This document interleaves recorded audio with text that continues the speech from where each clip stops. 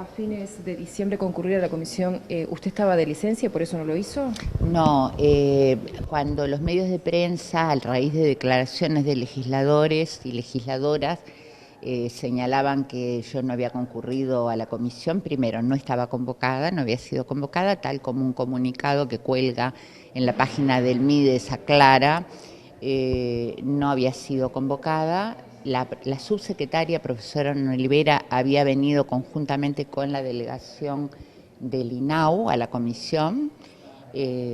Tampoco había sido convocada, pero concurrió acompañando a la delegación del INAU. No estaba en licencia y en el día de hoy me entero por los medios de prensa que estoy de licencia, pero el presidente de la República no dice lo mismo porque tenemos también las actas, la resolución que está colgada en la página de presidencia que dice claramente de cuándo a cuándo, que fue del 2 al 13 de enero que tuve de licencia. A más distancia de los hechos, ¿cree que fue un error? ¿Se apresuraron en los traslados teniendo en cuenta que 4 personas fallecieron? ¿No se tomaron en cuenta algunos aspectos que pudieron haber incidido? Yo tengo que decir con un dolor profundo que lo que más me ha mortificado y dolido en todo este tiempo es que cuando uno empieza a hacer la arqueología de todo este proceso y empieza a mirar todos los documentos que existen para atrás, ya todavía en directorio de gobierno el doctor Valle, ya allí había intervenciones en estas aldeas de la bondad, ya allí había intervenciones contables, intervenciones médicas, intervenciones de concepción de trabajo.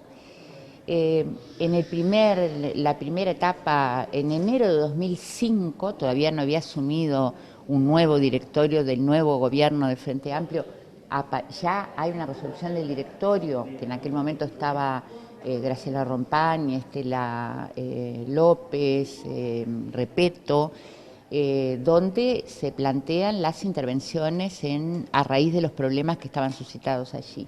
Es verdad además que recién, yo siempre lo digo, recién a fines del 2004 el Uruguay aprueba el Código del Niño y del Adolescente, que cambia totalmente los ejes, ¿verdad?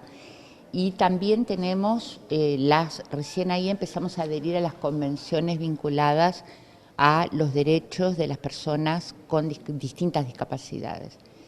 Por lo tanto, si hay algo que me duele, que me molesta, que hemos compartido realmente el sufrimiento con la presidenta de INAO, con el directorio, con ACE, con los médicos, con el doctor Kian, con el ministro de Salud, es no haberlo hecho antes. Es decir, en realidad es una determinación muy dura, es una determinación radical que nos expone como sociedad a un problema que tenemos y que lo tenemos que resolver, porque ahora estamos con este tema, pero tenemos 617 personas adultas con distintos grados de discapacidad, pero fundamentalmente con discapacidad profunda, que fueron entregados a la tutela de INAME primero, Consejo del Niño, INAME y luego INAU, que hoy tienen 60 años, porque la ciencia avanzó lo suficiente para que la sobrevida sea mucho mayor, pero hoy tenemos que asegurarle los derechos, hoy tenemos que asegurarle la calidad de vida. Y de eso se trata. Y eso es un proceso complejo, difícil. Hay dos opciones, o hacer la plancha o tomar medidas.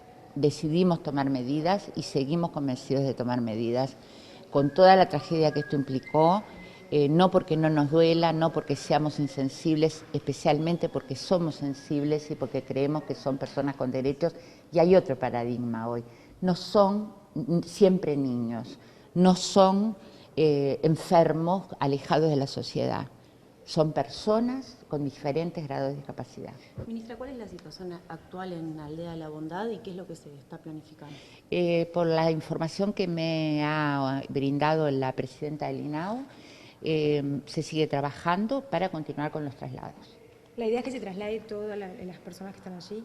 Es absolutamente necesario, pero además partan de la base que la Asociación Aldeas de la Bondad, la Fundación INCOS, en realidad, rescindió el convenio que tenía con INAO. O sea que en realidad hubo un desalojo, para decirlo, después me dirán que cómo dije este término, pero objetivamente la fundación que está a cargo de Aldeas de la Bondad, la dueña de Aldeas de la Bondad, de la cual estamos hablando, tiene convenio estos convenios del año 86, rescindió el contrato.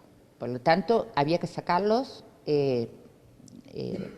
tomando todas las medidas necesarias, convencidos, como decíamos, de que hay que hacer una transformación porque el paradigma cambió. Ministra, frente a las denuncias de irregularidades y las denuncias de violaciones de los derechos humanos, incluso que ha señalado la diputada Gloria Rodríguez, ¿usted entiende de que no hubo ninguna irregularidad y se cumplió con todos los pasos para los traslados?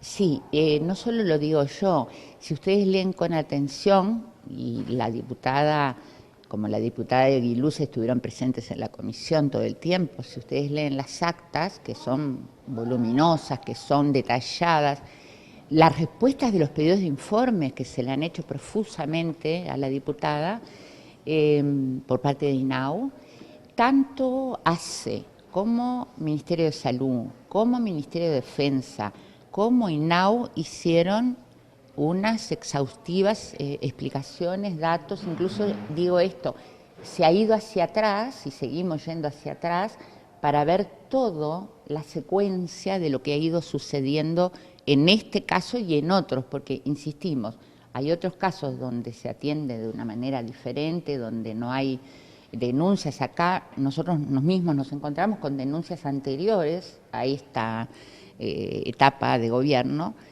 que arrancan, insisto, cuando todavía el gobierno era del doctor Valle. Se ha hablado de idas y venidas en cuanto al origen de la causa de la muerte de estas personas, se habló de un virus, después se dijo que no se hicieron las autopsias a todas las personas, hay una incluso idea de hacer denuncia penal, investigaciones, ¿qué puede decirnos? Bueno, a eso me remito a las declaraciones del doctor Kiam, que es el director nacional de salud, y de la doctora Raquel Rosa en las actas de la comisión, que con muchísima más experticia que yo explican con toda claridad qué sucede, y esto es un tema que seguramente el Parlamento tendría que tomar para legislar sobre esto, que tiene que ver con las certificaciones, los certificados de función, cómo suceden, cómo pasa, qué pasa cuando aparece un foco de infección o una infección en una persona, después en otra, después en otra, después en otra, y cómo actúa epidemiología en esos casos, pero me remito a las actas de la comisión que están ampliamente detallados por médicos. ¿Cuántas personas quedan trasladar y cuándo va a ser eso y dónde van a ser llevadas?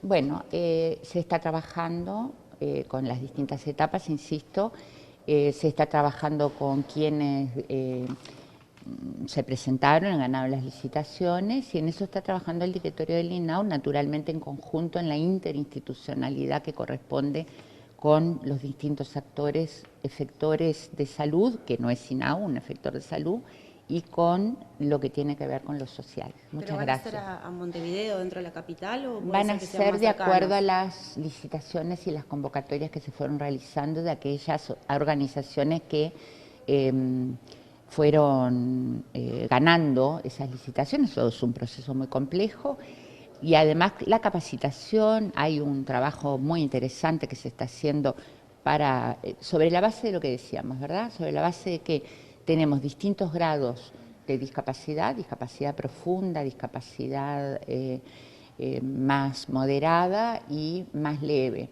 Y dentro de eso entran toda una gama de atenciones diversas. En esto se está trabajando, insisto, en el cambio de la concepción, en el cambio del paradigma. Para terminar, ayer tuvimos la emoción de ver que nos mostraba la presidenta de INAU las fotos y las pequeñas grabaciones de algunos de los jóvenes que han sido trasladados y que pasaron de la total inmovilidad a estar en uno, vimos dibujando, es decir, con un tema de estimulación que es parte de lo que se necesita, ¿verdad? Ministra, es otra. En general, ¿cuál es el estado de salud de las personas que ya fueron trasladadas? Usted decía que los jóvenes han mostrado mejor estímulo y han reaccionado mejor. ¿Y el resto?